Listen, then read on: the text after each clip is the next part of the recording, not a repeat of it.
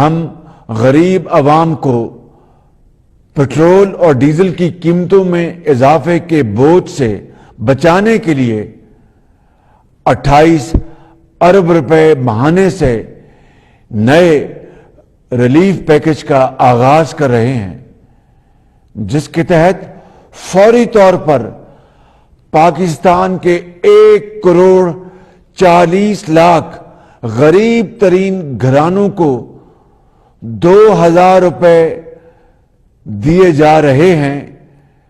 یہ گھرانے 8.5 کروڑ افراد پر مشتمل ہیں، جو پاکستان کی کل آبادی کا 1/3 حصہ بنتا ہے۔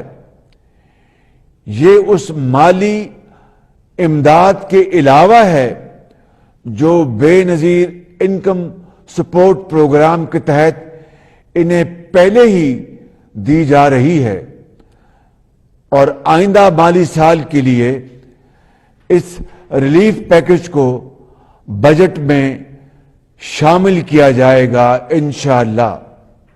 میں نے یوٹیلیٹی سٹورز کارپوریشن کو ہدایت کی ہے کہ پاکستان بھر میں 10 کلو آٹے کا تھیلا 400 روپے میں عوام کو فروخت کیا جائے۔